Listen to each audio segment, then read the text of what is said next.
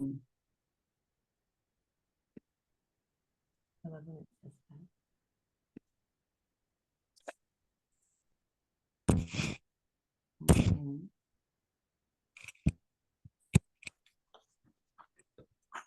everyone. My name is Daniela Castillo. I am a vegan veterinarian in Los Angeles, and I'm here with my dear friend, Dr. Woon. I'm restarting these episodes of interviewing vegan veterinarians. I'm very happy to be here again. This is through our honor, my organization, part of our organization. And the reason why I wanted to do this is to get to know more vegan veterinarians, like my friend here, and ask them about their journey and just make a community, get to know each other, and for people to know that there's vegan veterinarians out there in the world, and hopefully some other veterinarians joining us and becoming vegan. Yeah. So I wanna welcome you. Thank you for being here so much. I've enjoyed so much getting to know you in the last few months since you moved to LA. I feel like you're like a sister to me, and I'm so happy that you agreed to be part of this interview. So I'm, as usual, gonna start by reading your bio, and then I'm gonna start with some questions. So Dr.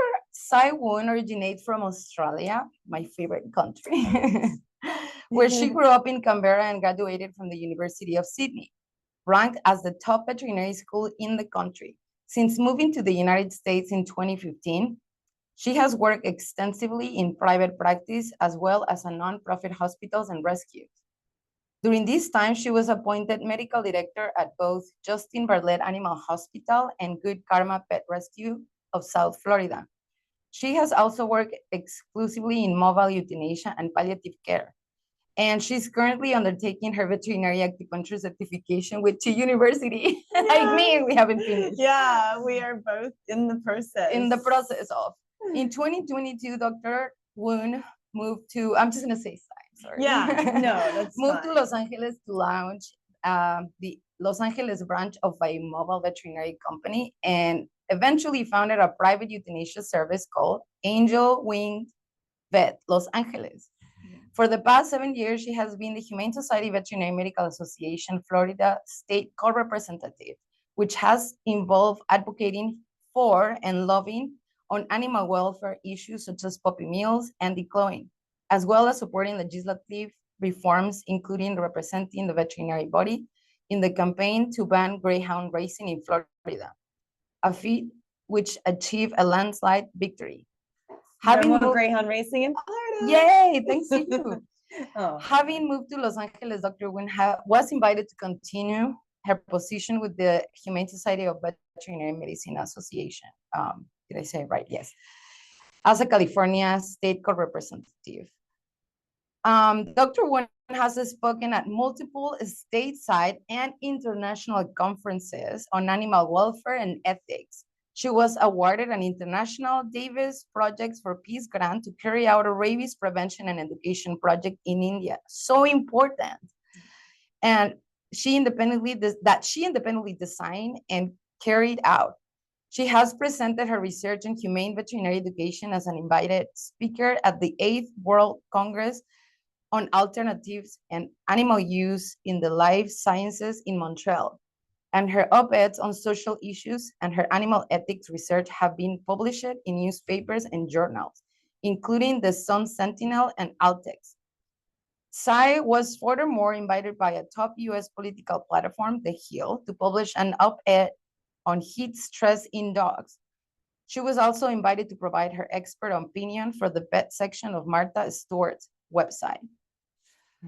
Most recently, there's a lot more in your bio, girl. I'm just gonna keep through, but we are definitely gonna get to all your accomplishments. But I definitely wanna finish this part. Most recently, she has been invited by the Global Talent Partners, one of the world's largest veterinary recruiting agencies, because I know this is so important for you, to create a lecture series for veterinary students, covering topics ranging from mental health and coping strategies in the profession to dermatology, animal welfare and behavior, parasitology, and more. Inspired by her passion for pet education and animal advocacy, Dr. Woon created Pet Parents Pro, a free educational video platform designed for pet parents to educate about humane behavior training, emergency prevention, and welfare-friendly pet care tips. You were gonna talk to us about your coming amazing revolutionary podcast project. So I'm gonna leave that out because you're gonna tell us about it. But I'm gonna just go ahead and start with the first question that I asked. So tell me, Sai, how was your experience in veterinary school? There were many positives, but there were certainly some negatives. I didn't enter the veterinary degree as a vegan. I was a vegetarian, which is essentially pescatarian, right? I was still eating seafood.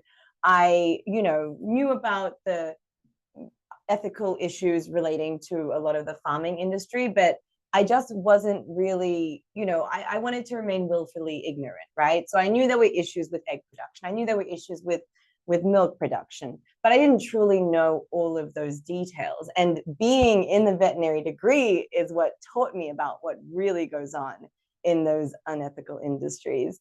And that's when I realized, wow, I can't continue supporting these industries by purchasing these products, consuming these products. If I want to align with what my true ethical values are and my moral stance, then I have to give these up. And I wanted to be a vegan ever since I found out what a vegan was. We don't really grow up knowing what a vegan is. When I first became vegan, which was more than a decade ago, it was 2011 was when I first became vegan. I think, was that the year? 2010. Oh, like okay. we talk about it you were almost a year yeah. before me. So yeah, 2011 was when I became vegan. And back then, honestly, in Australia, it was not at the level that it was now in terms of availability of vegan products. I mean, I still remember when I first became vegan in 2011, I was eating like vegan meat from a can that looked like dog food. And it's like really evolved significantly since then. Yes. I feel like Australia particularly has exponentially risen in terms of availability of vegan food and vegan products and vegan cafes and restaurants. It is quite trendy these days, right? Just like in Australia, especially in LA, where we're very spoiled. Very lucky. Yes, I'm very happy to be here, to have moved here, of all places. And in fact, the quantity of vegan food that exists here was one of the main attractive reasons for moving to this particular area of California.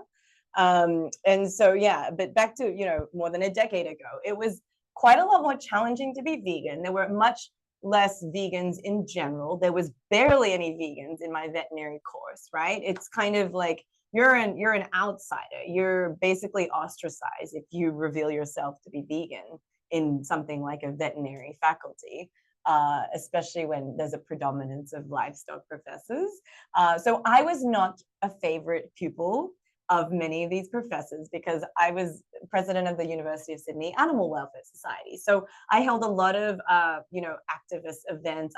I organized a lot of lectures for animal rights and animal welfare organizations to come in and educate the university as a whole, not just the veterinary faculty, but the university, about all of these ethical animal welfare issues.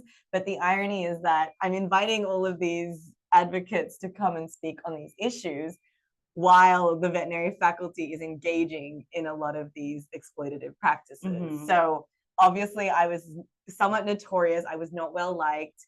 I did feel like there was some pressure from the livestock faculty. I just really felt like they definitely were not a fan of happy yours. and comfortable. And they were certainly not a fan of all of this advocacy stuff I was doing.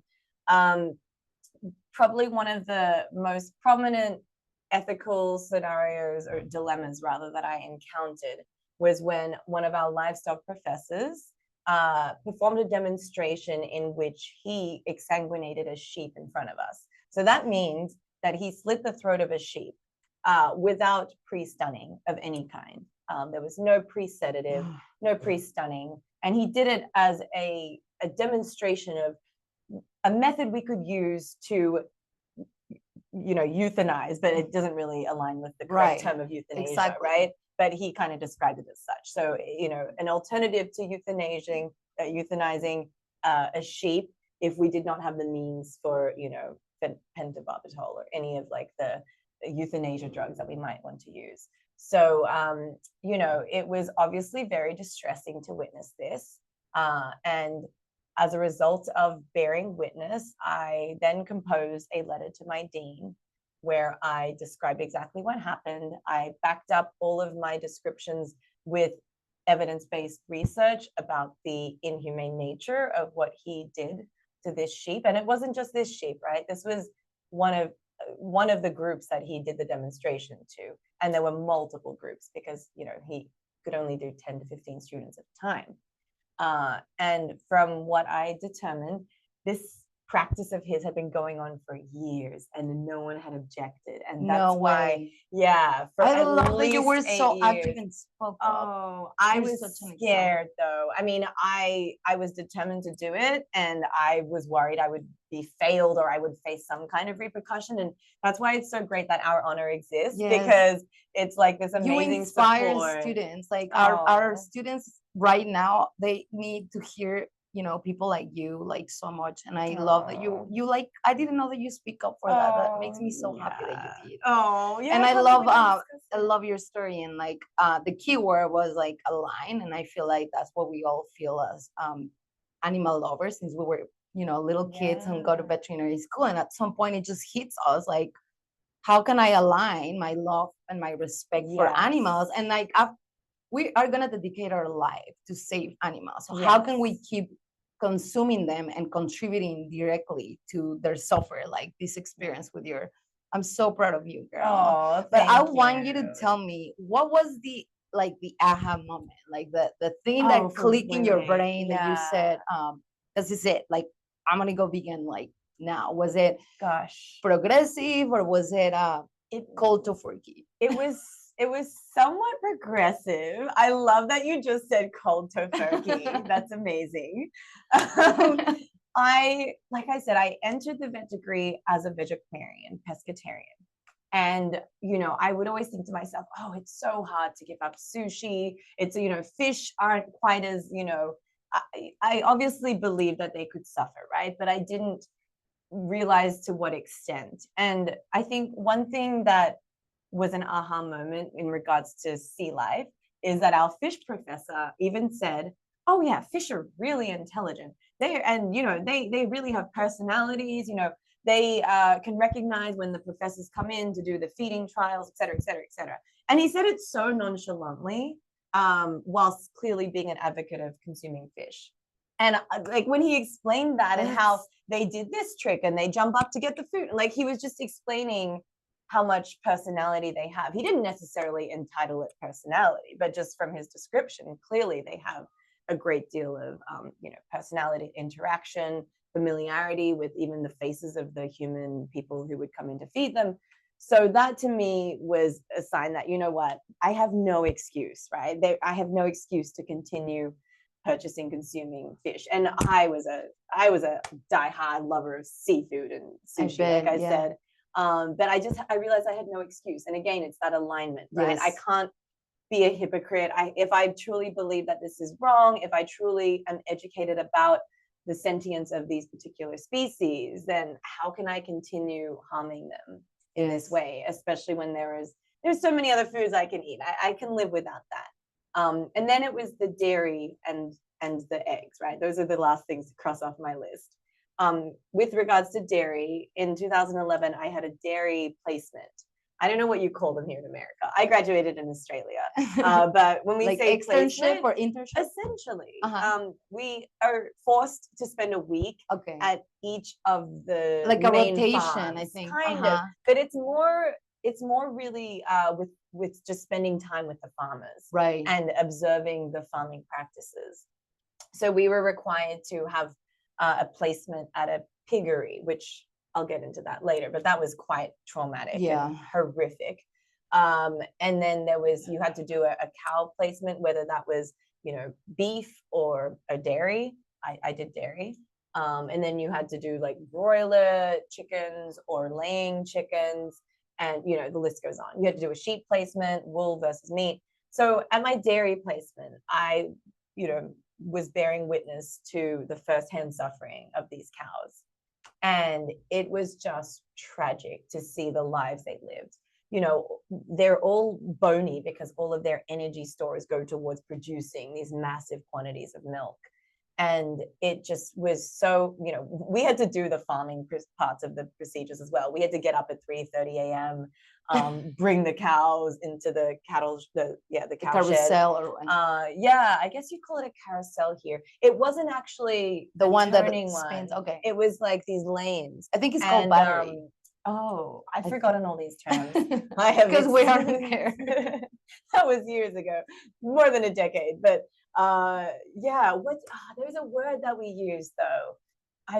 Maybe the milking parlor. I'm not sure, but regardless, it was just so distressing to see how depressed these cows were with the lives that they lived, and to witness their babies being torn from them. Right, like you kind of hear about it in lectures, and it's not really nothing like spoken seeing of it in person. Yeah. And that's the thing that I love when I meet a vegan vet like you, and like, it's like, I feel like if we were in vet school, we would be like besties, together. But I felt so alone that nobody like actually listened to these terms of intelligent fish and that like we all vegan vets at some point connected the dots. And like why nobody else did it? Like why was I alone? Why were you alone? What I'm saying? That was so, it's rare. That's why I'm so happy to like meet you and be your friend, like and have instant these connection. Yes, I mean, you're such an amazing person that like anyone would love you. But there's that deeper level of like empathetic awareness of one another. You were talking about eggs. So with regards to the eggs, I did go to a laying farm, and I can't remember how soon after I gave up eggs, but it's obviously upsetting to see the mortality rate in these places, and the fact that these poor chickens, these individuals, not only do they have to spend their lives just producing eggs for humans, but if they happen to die for whatever reason, because of unsanitary conditions or because of inadequate nutrition or because of the stress of having to produce this many eggs in an unnatural way, if they die, they get buried under all of the, sawdust and everything. They don't always necessarily find all of the dead ones. And so when we had to go around searching for any dead carcasses of these poor chickens, we would find some that were clearly had been there for months, right? And they just like essentially like mummified after weeks of just drying out. So it's just, complete obvious lack of individuality, complete lack of reverence and respect for these poor chickens. And when I realized that I just had no excuse, right? Because also learning more about the egg industry and how all of the males are shredded. The huge majority of males are macerated or gassed to death as part of the industry. I could no longer just justify consuming eggs, right? Because we always like to think, oh, but eggs, no one's harmed, they're just laying the eggs, no one's killed, but there is absolutely death as a requisite part of the industry. Yes. And I do have to mention that as part of that industry, a lot of people that are growing backyard chickens, they order these baby chickens and they come in a cardboard box. And I heard that they even use roosters, like baby chicks, as kind of packaging. And then when people realize that they're not like hens and they're like roosters, they just abandon them. They just drop them off, whatever. And like all these sanctuaries around here and just about everywhere are full of these poor roosters because they're a bad consequence of these, like backyard, how do you say, chickens, or they're like this byproduct. Exactly. And the other point that I want to make is that you were speaking about Australia, but it's as bad as it is here, as bad as it is in Mexico. So it's not like a place is worse than the other one. This is happening everywhere in the world. Yeah, exactly. And anytime there's egg production, the males are a necessary byproduct. Yes. So, it's just, that's why it blows my mind when people are ethical vegetarians, which everyone's on a journey. So no judgment.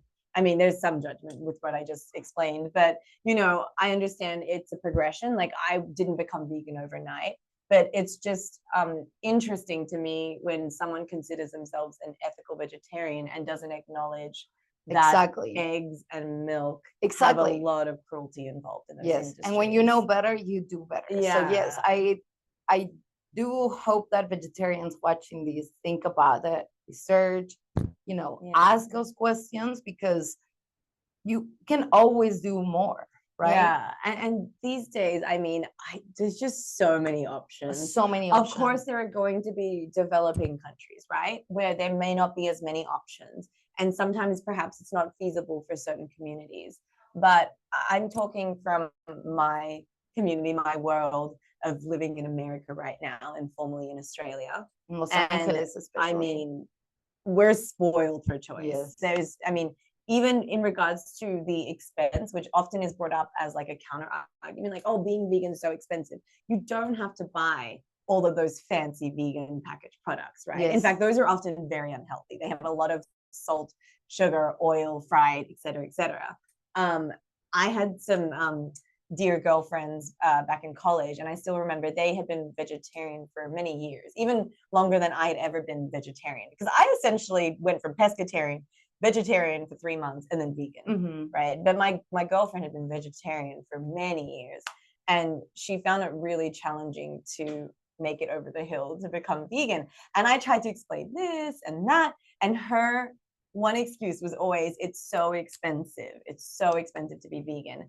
And then she just started trying more and more vegan recipes and realizing that it wasn't more expensive. Yes. In fact, a lot of dairy products, if you're getting good quality dairy products, they push up the price intensely. Yeah. And dairy anyway is subsidized. Right. I was about to say that. Actual cost, one day right? it will cost the real cost of Yeah. the water use, Oh the my environment, gosh. the land So use, much water and use. plant-based products will become cheaper. Like we're fighting for that. So changing a little bit the topic, tell me, what is the favorite part of your career so far? Oh, it's so hard to pinpoint a favorite part. I think becoming a vet at all has been my favorite part of my career, because it just opens so many doors to be able to help animals and advocate for animals. I would say one of my favorite parts of being a vet was that I was able to advocate for a ban on greyhound racing that you alluded to. So in Florida, we had the Amendment 13, a campaign to ban greyhound racing by 2020. And obviously, there was a lot of doubt as to whether this could even pass, right? This had been an issue that so many incredible animal advocates had been, pushing and campaigning on for years. And year after year, it hadn't really gotten anywhere. So this was like this one huge opportunity for us to, get it passed. And I can't take much credit at all. I joined the campaign very late. They needed a veterinarian, and they chose me to be the veterinarian, who was kind of, the poster girl, I guess. I was in the commercials for it. And I didn't do all the hard work. All of these animal advocates and activists behind the scene have been doing the hard work for many years. But because I was a veterinary voice, I was able to use my position to advocate for them, including giving testimony, at these hearings. And so we were just thank you so much for doing overjoyed. that. We need so many more vets doing that, and I thank you for giving the credit to the people, because this is like a teamwork. Like we as a movement need to work together, so we can get out of this mess. Yeah, exactly. Yeah. And all of these people were working their asses off behind the scenes. I don't know if you have to bleep that out since we're in America. Sorry. It's okay. You can remove it in the recording. We're a little less censored in Australia, I must say. It's okay. I'm Mexican too. We're on the same level. So, they had been working, asses off. And I was just fortunate to be able to contribute in my small way. Yeah, not a small one, but that was pretty awesome. And I forgot to mention, it wasn't without risk. I was harassed by greyhound trainers. I was threatened.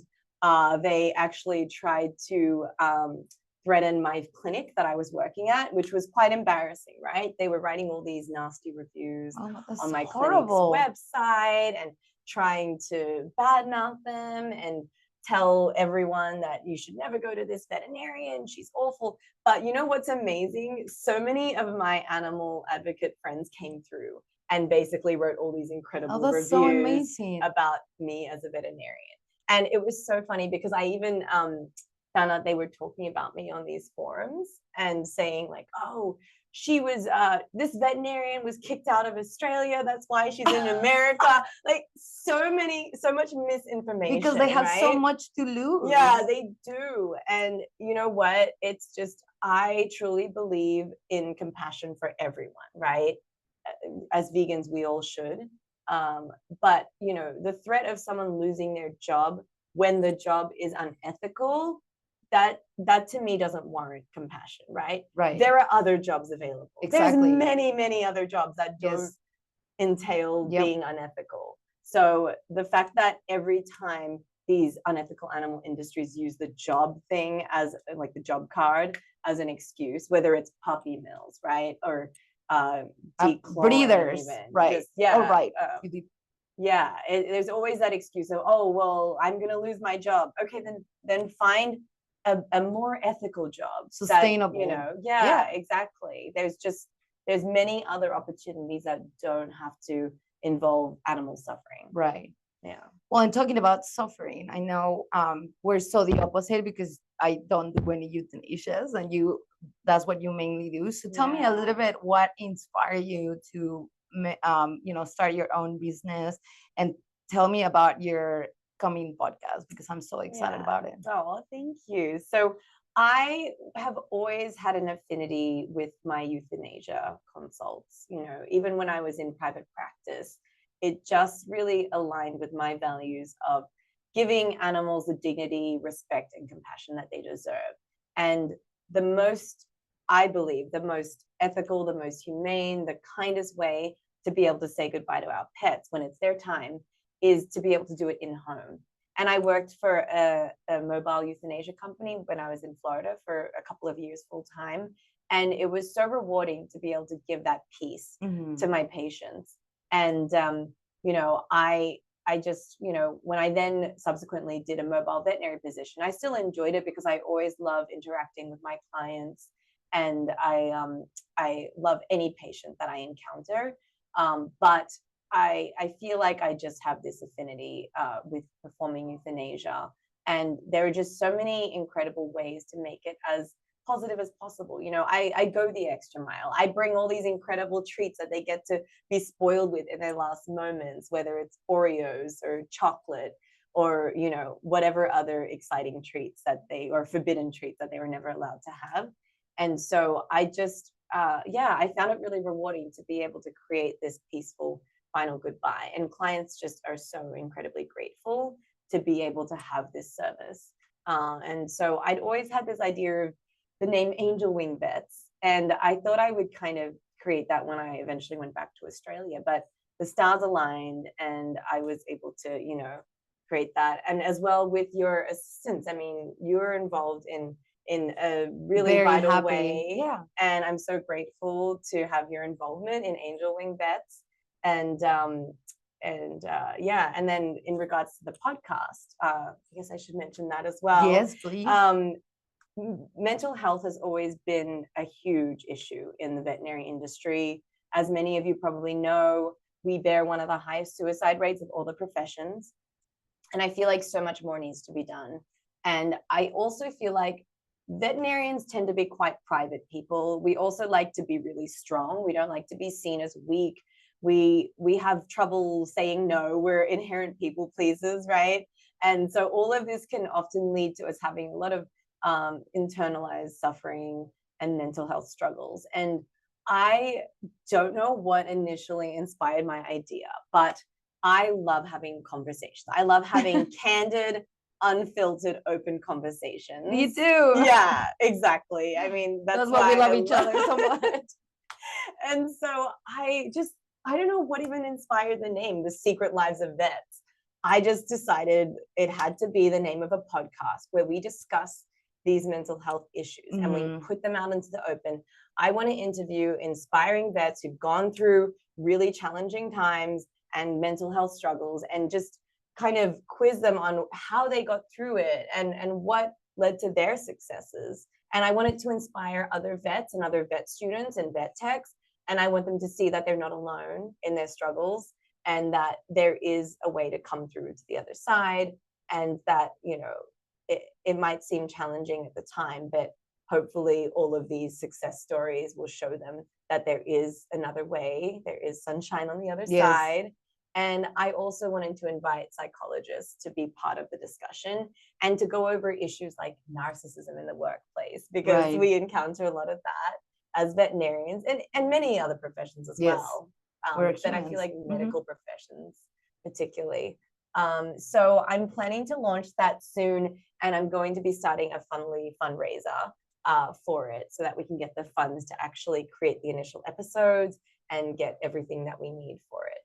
So yeah, I love the name. I think it's a very attractive name because people tend to like want to know what the secret is, and it is really secret. I feel like veterinarians are private, and they're not interesting, kind of the society that we kind of like are left. Like I feel like they are so important to society, but they are not appreciated the way that. There's so many things that I'm sure you're gonna touch in your podcast because this will take us like 10 hours. I mean, we've talked like hours about these issues in the vet field. But we'll just keep going in here. But okay, so this is the moment for you to tell us, or tell what is it that you died to tell your colleagues? Gosh, well, I think that something that I feel like everyone should know is that we need to question everything we do when it relates to animals. If someone suggests that there's a more ethical, more progressive way of doing a particular procedure or treating a certain animal, then that's what we should aspire towards, right? I feel like a lot of the time people get defensive if their status quo that they're going by is questioned, right? And instead of considering more objectively, oh, well, maybe there's a better, more ethical way. There can be a lot of doubling down on current practices and beliefs. And there's like a lack of being open to some of these more ethical. And the same goes for me. I mean, I, have done things like cat scruffing because it was just taught to us as a necessary way to restrain cats. But I don't know if anyone who's listening is aware, there are actually a lot more ethical ways to be able to restrain cats without having to resort to scruffing. Sometimes it might be the absolute last resort and you have to, go that route. But if there are more ethical ways, then why don't we try to learn that? And it's 100% possible because, I do high volume, like I do 35 exams and I show my technicians how I always tell them, you don't have to, like, unless he really wants to run and bite us, do it. But they're like, oh, really? You don't really have to. Like, it's possible. It is possible to do better, Yeah, absolutely. For sure.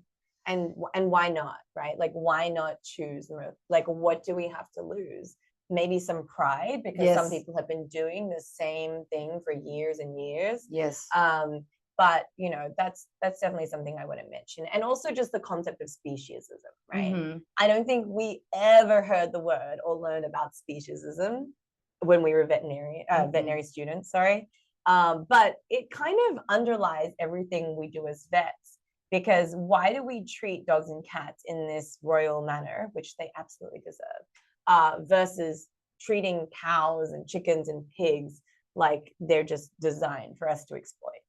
I mean, those are the questions we need to ask ourselves. Is that fair? Is that ethical? What is speciesism? Speciesism is literally treating and regarding different species in a different manner. But as veterinarians, we took that oath. Right? And we have to stay open for our patients. Like you said, we need to learn how to let our ego.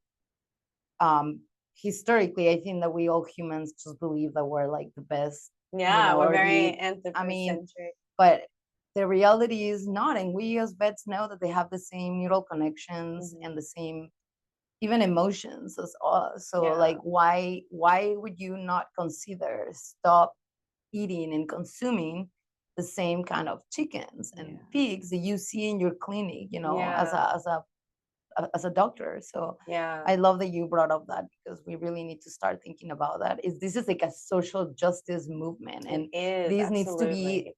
taught in vet school. Yeah. And it's not, but it Mhm. will at some point. And this I is what hope we're so. fighting. This is what our honor is fighting. And this is what Yeah. we're trying to accomplish just with, a lot of these, podcasts and Yeah, I this love video.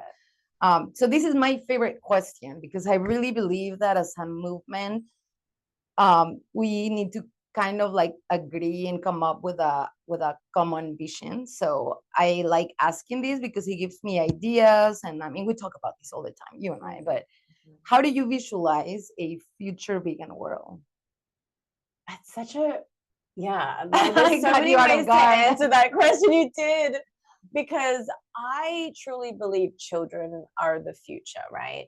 And so I feel like they need to grow up being educated about what their choices are and to be provided these choices, because so often, obviously, they're indoctrinated right away Mhm. into thinking we need milk for calcium, Yes. we need meat for protein and iron, and those are myths. Like, we know based on nutritional science that those are absolute myths. And in fact, we also know that meat is bad. It's considered a carcinogen, especially like typical food snacks you would give to children, like, bacon or salami or any of the meat jerky type meats. I mean, those are known carcinogens. I know the World Health Organization has still classified red meat as a possible carcinogen, but it is essentially, I mean, it's kind of obvious at this point.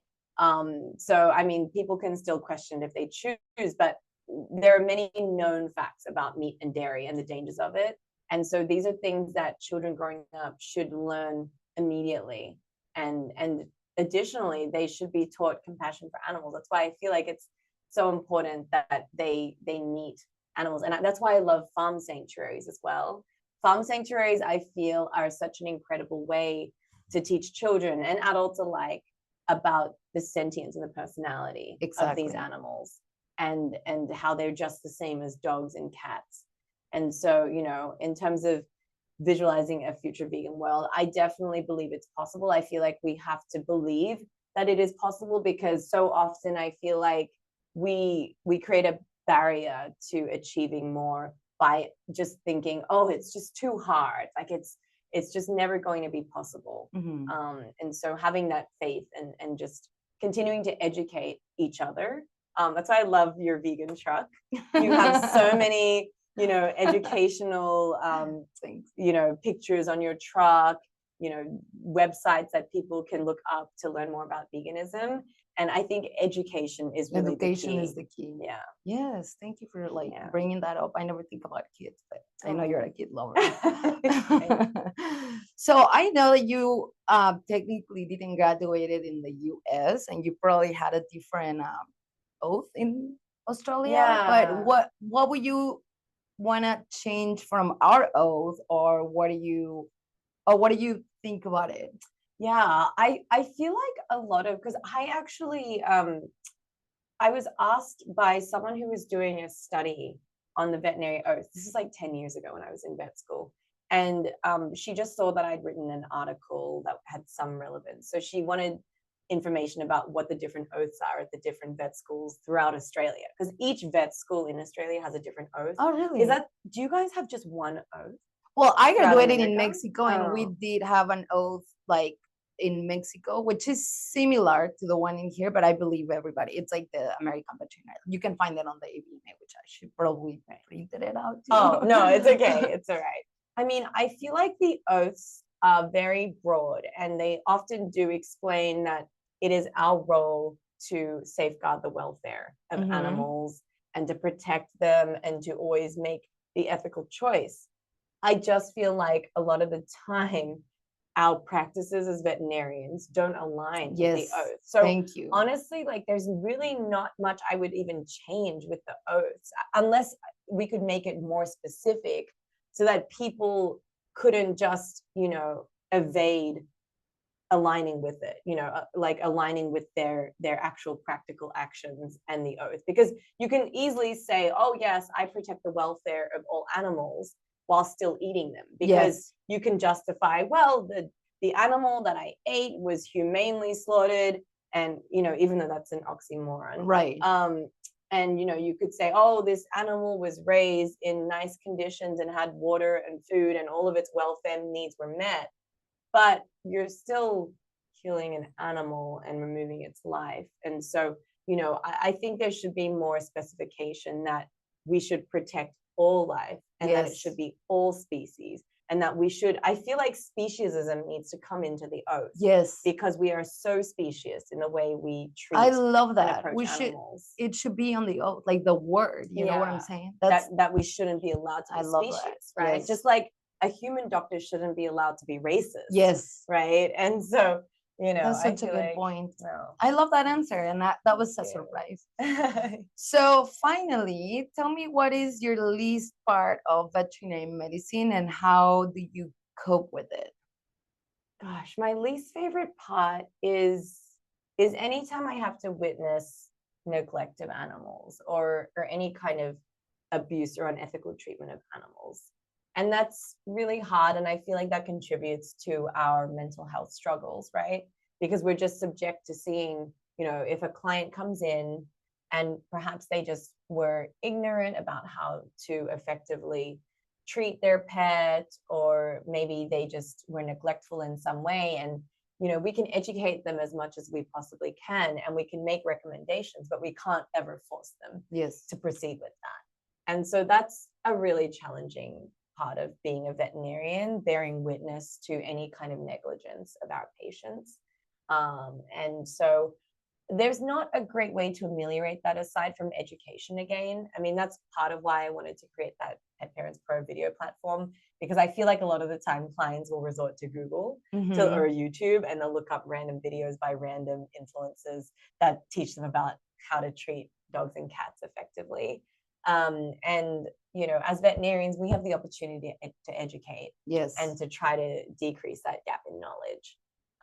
But, you know, we can never have complete control over what a particular client does. So I guess something that could in some way ameliorate that is if there was stricter regulations on who can own an animal. I mean, own is also kind of like a very anthropocentric word, but to anyone being a guardian of an animal, there should be much stricter regulations, just like there should be for people having babies. I mean, some people shouldn't be parents.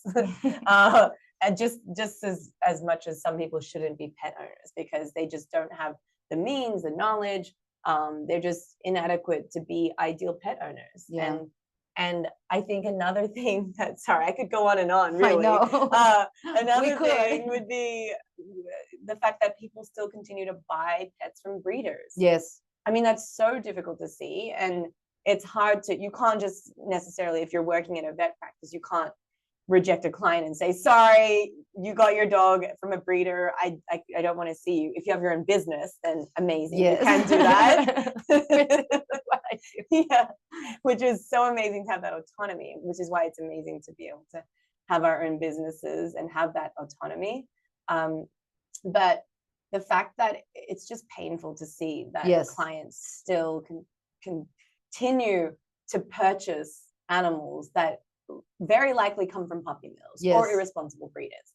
And it's all because of the culture that is presented. Right? And the key word is purchase, because it's almost like treating them like objects. Like, oh, when a pure breed, you know, blah, blah, blah. It's trendy. It's adopt a dog from the shelter, which we both, you know, have been in shelter medicine. And there's so many companion animals out there that they will perfectly feel that need for love or friendship from another, you know, from a human, just as good as a you know, oh my gosh, puppy meal, if not better. I've had so many clients. So grateful. Exactly. That's exactly what I was going to mention. I had so many clients who've had a rescue dog and a breeder dog from breeder, and they every time they literally mentioned to me, oh yeah, my rescue seemed more grateful. And often the dog from the breeder has been somewhat inbred and has a lot more health issues for sure. You know, genetic defects, even just behavior-wise, because of the way they were raised in those breeder conditions.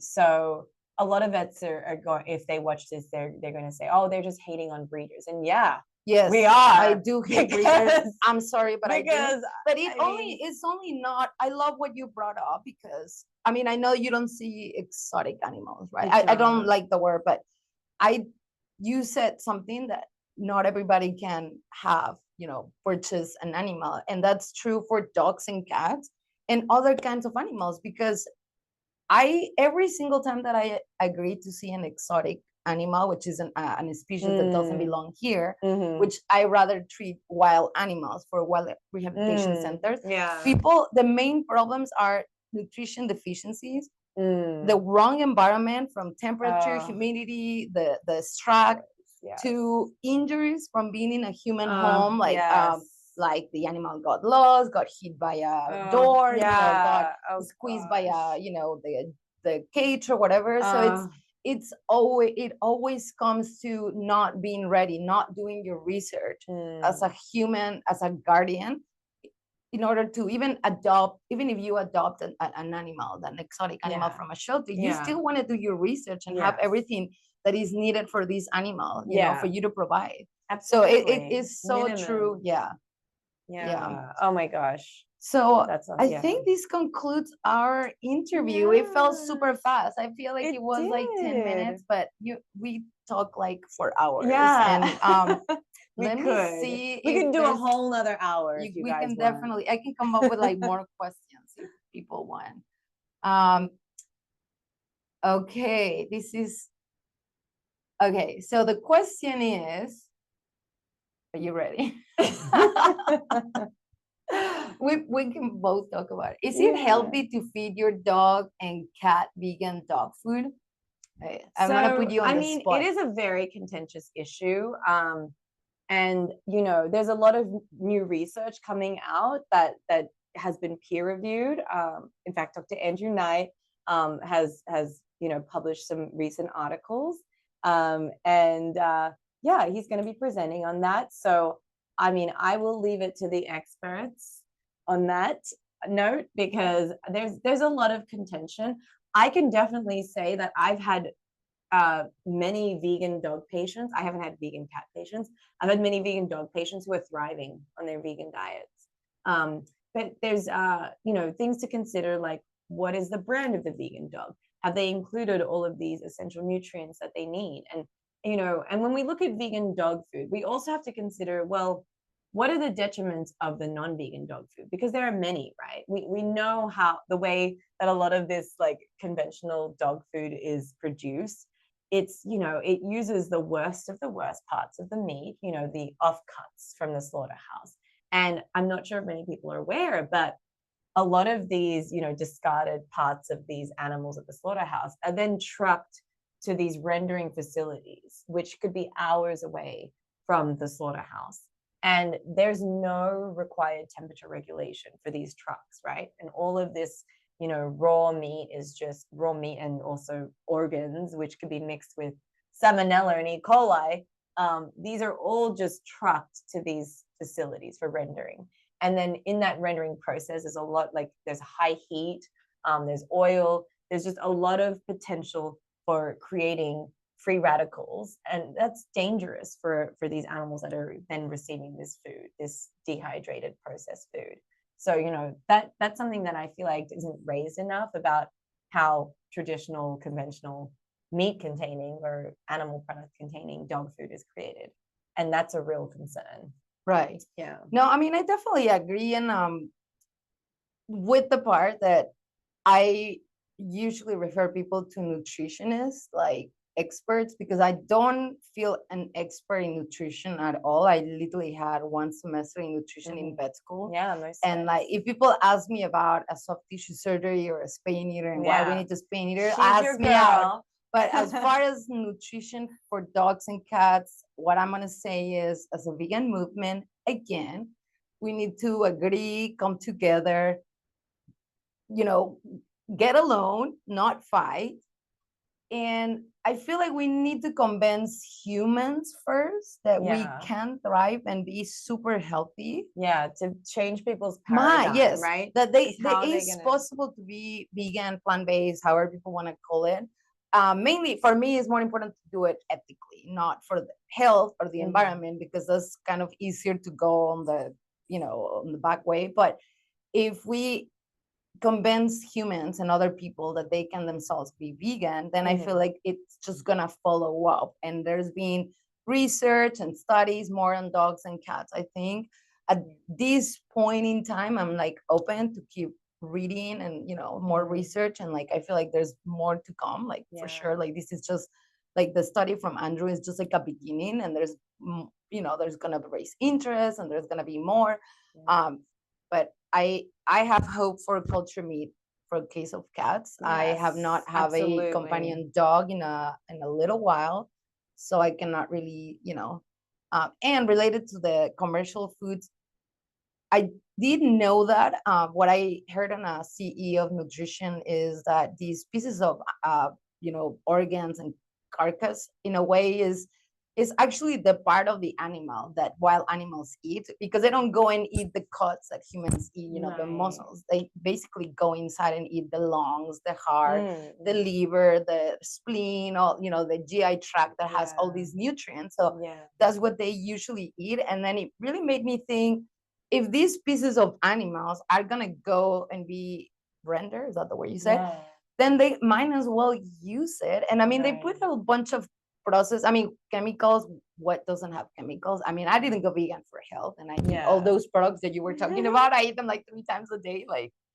But I feel like it's a way to reuse, recycle these animal products that otherwise, like, I would rather almost not kill like human grade meat, like animals, for companion animal food. You know what I'm saying? Because that will basically mean that you are killing new animals for only dog or cat food, which is, it's a complex situation. I think we are we just need to be open to what is the information that is coming. But also, I do want to say that as animal rights activists, we also need to think about the rights of these animals to receive the appropriate diet, as the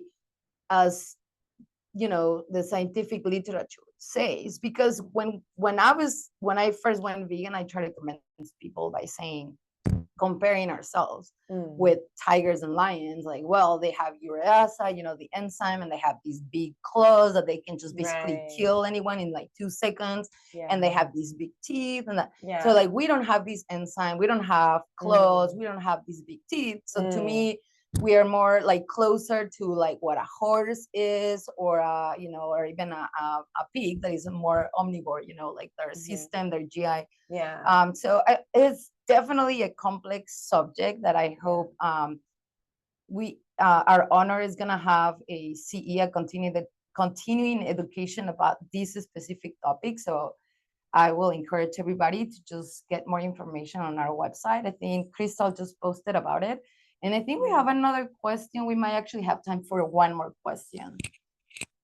What about the rights of farm animals, though, who don't have a choice? What are we placing the rights on our dogs and cats over the farm animals? Yes, it is true. I agree. Like, but it is a complex issue, because you can bring up vaccines and medications that have been tested. So it's like, are you like not gonna take a medication that might save your life because it's being tested in animals? So you're putting the rights of these animals above you. Yes. Are you gonna do more in your life if you die of this infection because you don't want to take this antibiotic? So yes, and again, I feel like we are dealing with these. We are in this movement, and we just, even if we don't 100% agree, we just need to stay open-minded, nice to each other without attacking. Because, like, if people call me non-vegan because I feed my cats like meat, then it's totally fine. But it's almost like saying, well, you're not vegan because your husband is not vegan, or your kids are not vegan. Well, it's such a slippery you cannot slope. Yes, and there's always gonna be, I feel like, choosing one. I'm choosing at this point in time. I have 3 male cats, and I am choosing my cats over over these farm animals. Which, I mean, believe me, after my cats, I am going to adopt probably rabbits, so I don't have any, Right. contradictions in me. Yeah. But as far as my person, like as a human, I try, and that's what the definition of veganism is to try as much as feasible to avoid Yes. any kind of animal products on Yes, entertainment, absolutely. transportation, your own food, clothing, makeup. Yes. But also you're the person was asking, what about the rights of farm animals? What about the rights of your companion cat? What about the Right. rights of these animals? So it's everybody's free to do whatever they want with their significant other and their kids, and your companion animals. But I think you can only respond for yourself. And veganism is an ethical, it's a social movement. It's an ethical choice, at least to me. I didn't go vegan for health or environment, but it's something that you and we went through a process. We didn't go, cold to turkey vegan.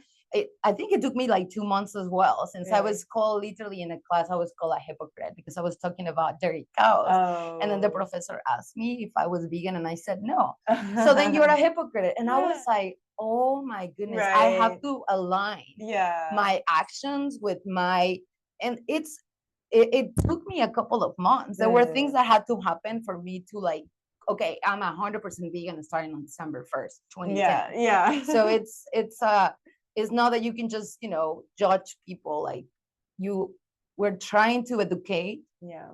And if you know better, if you learn, you do better. Right.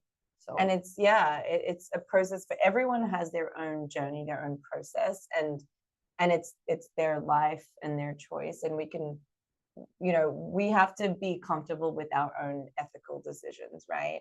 And hopefully everyone is regularly trying to progress as much as they can and choose the most ethical option.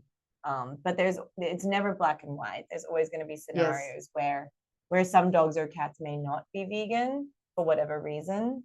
And it's always going to be an ethical discussion, right? Yes, exactly. It's and never when I first went vegan, I saw the world as black and white. I was I feel like that's common, isn't it? You're like, why isn't everyone vegan? And no, you're not 100% vegan, then you're not vegan. Like what? And I mean, that was the main cause of my divorce with my ex-husband, right? Because he couldn't just go vegan. We should go over that in the podcast.